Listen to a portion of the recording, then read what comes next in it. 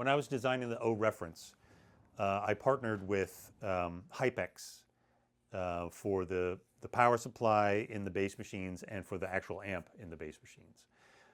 And so I ended up with boxes of prototype HypeX modules and amplifier modules.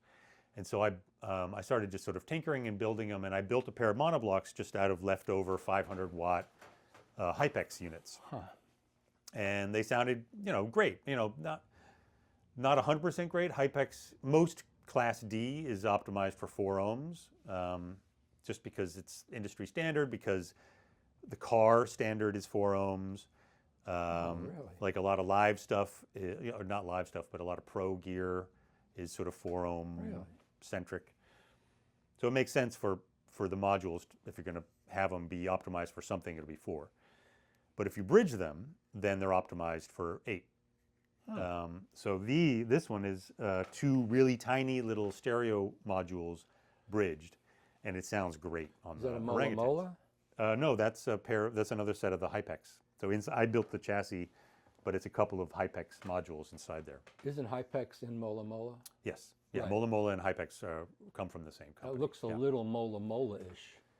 I reviewed one of their I did a follow-up on one of their crazy expensive DACs.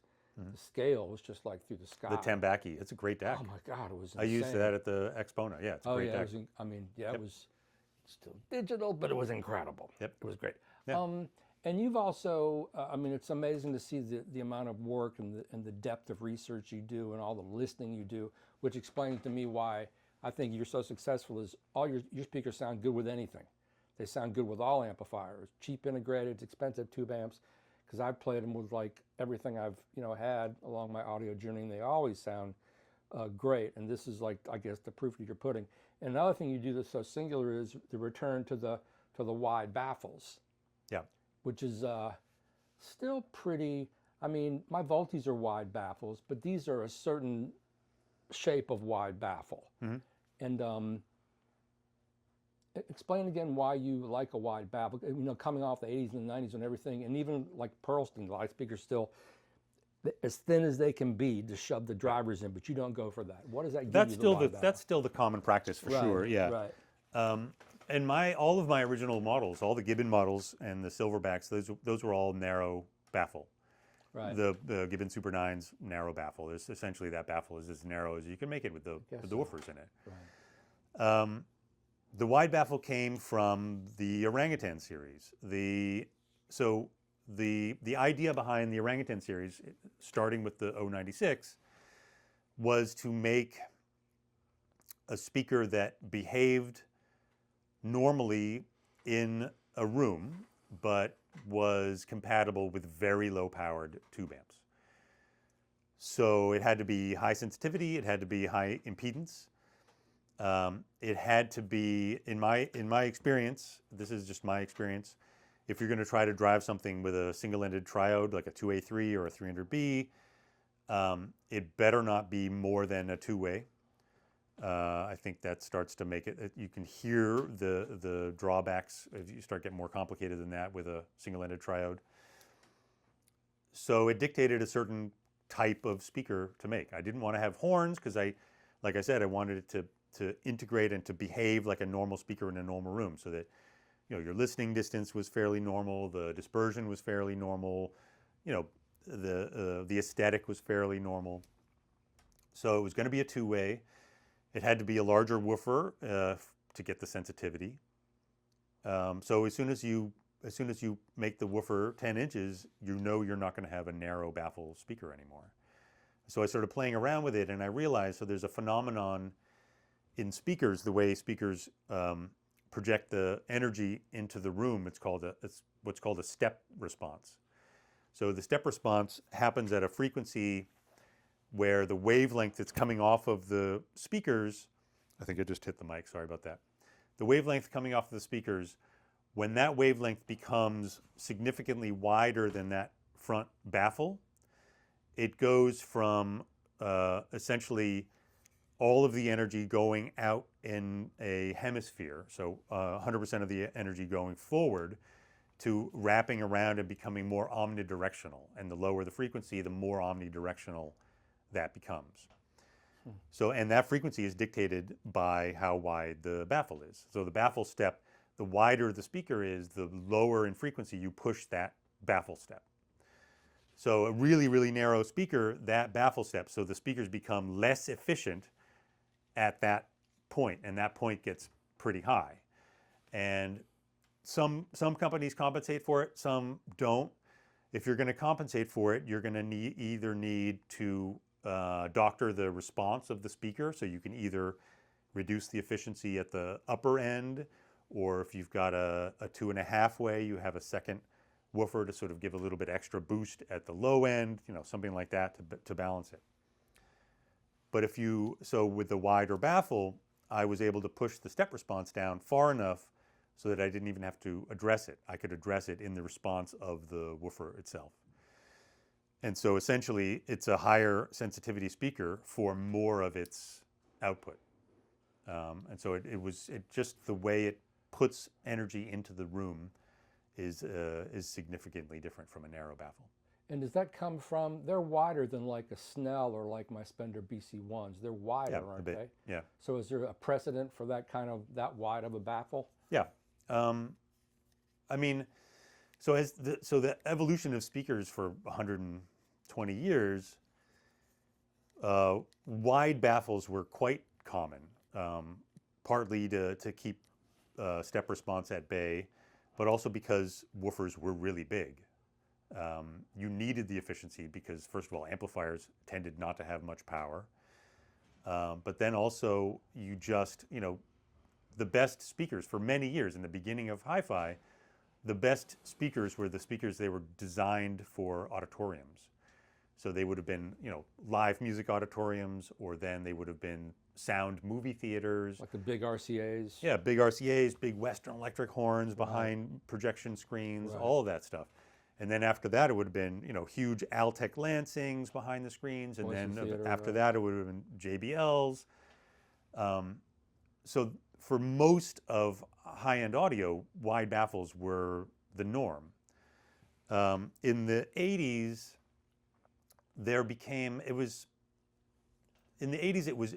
a very, at the end of the 80s, I should say, it became a fashion to make narrow speakers, narrow baffle speakers. Because watts are cheap? It was partly that. So definitely it was like companies like Teal, Vandersteen. So what they were trying to do is essentially make the step response, make the step effect up as high as possible. So rather than trying to push it down or trying to compensate for it, if you look at an early Teal or like at an early Vandersteen without the big black sock on it, a Vandersteen looks like a snowman, or a B&W 801. They look like a snowman. Like the tweeter is a little tiny dome, and then the mid-range is a little medium one, and then the woofer is big. And what they're doing there is they're basically making the step response as high as they can possibly do for each of those frequencies, so that they're essentially just dealing with the low sensitivity of everything below the step response. That was kind of the approach, rather than trying to deal with the response after the fact. And there were other arguments. So end of the 80s and into the 90s, it became very common to say that a narrow speaker imaged better, things like that. There's a story. So when I started in 1988, and I've talked about this on other videos, but in 1988, I was working at Stereo Exchange, and we sold, among many other brands, we sold Boston Acoustics, and that was my favorite inexpensive brand, and they were great sounding speakers. And it was the A series, so it was the A60, A100, A150, and they were really wide, not very deep. Really? They were big, wide speakers with the drivers in the center. And then in the early 90s, they came out with the T series, and the T were the Tower series, and they replaced the A series. And they were fine. They were definitely good. They were still competitive, but they weren't as good as the A series. Absolutely not as good as the A series, in my opinion, in my listening. And one day, one of the heads, I think it was Andy Pettit, one of the heads of Boston Acoustics, was in town, and he was hanging out at the shop, and we were talking. And I just asked him, I was like, why did you change to the T? And he agreed with, he didn't explicitly agree with me that he liked the A's better, but he was nodding vigorously. And he said it was marketing. He had to. The market demanded narrow speakers because the fashion was it won't image if it's a wide speaker. And in my experience, an A100 imaged as good or better than the T, whatever it was that replaced it. So those were efficient speakers, the A1s?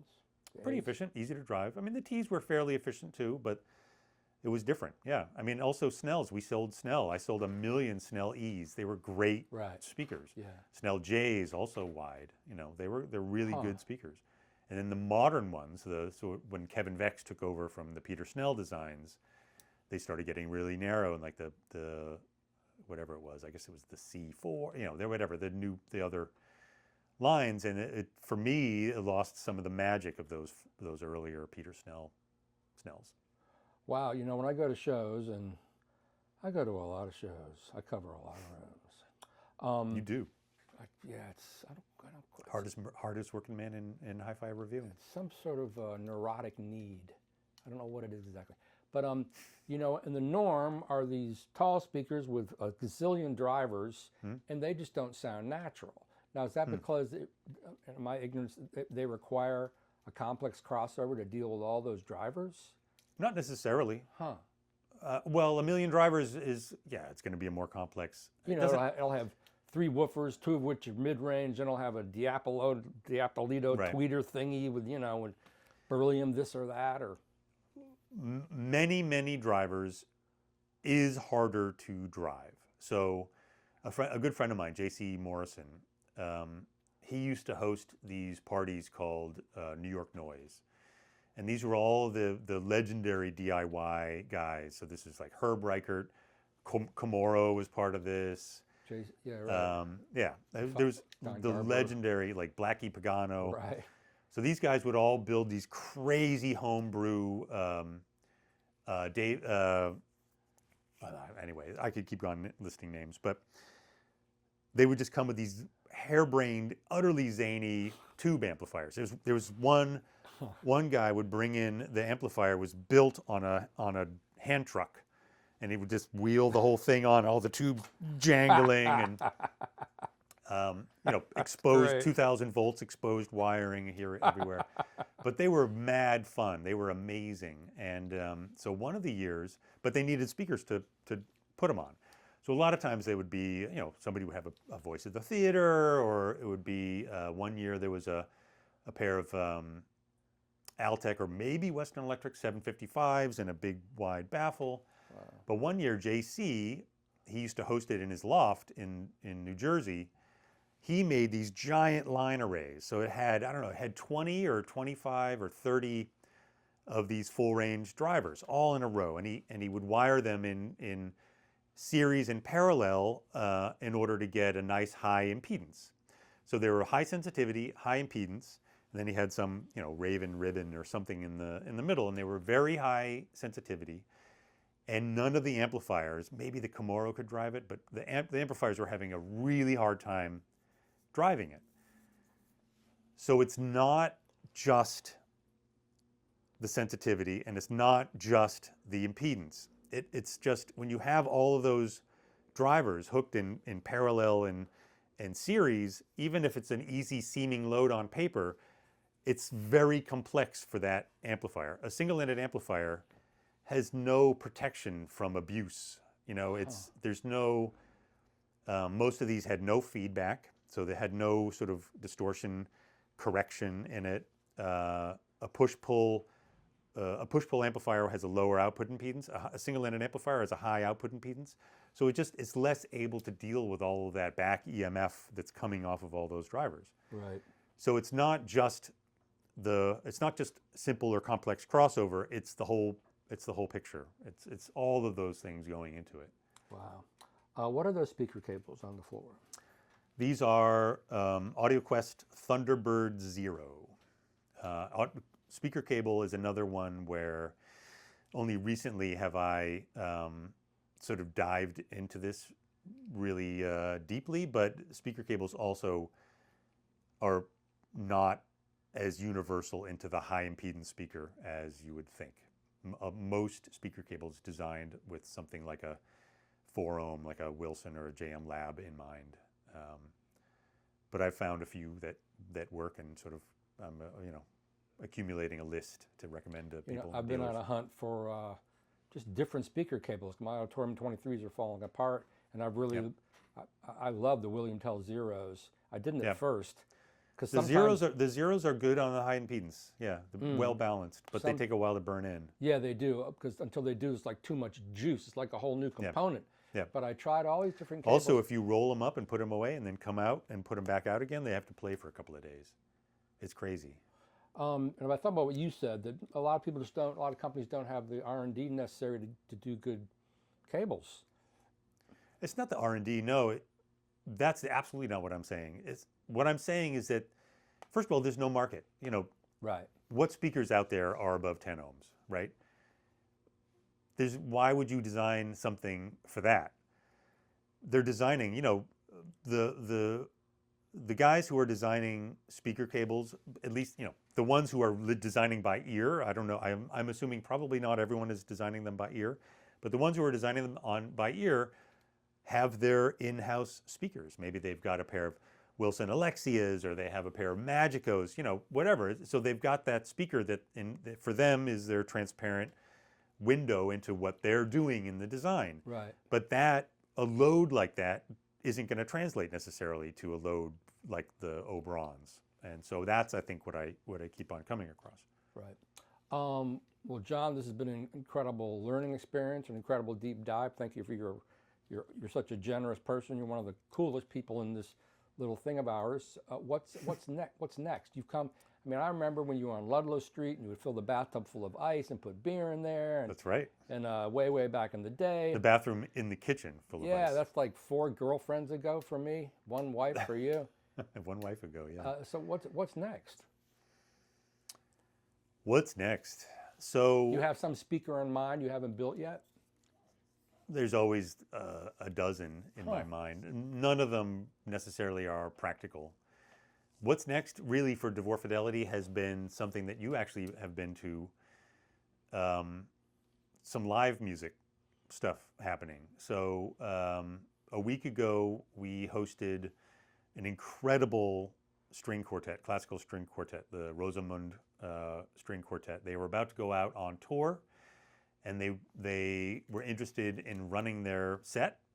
And so we had 60 or so people here, and it was amazing, really amazing. And sort of the idea is,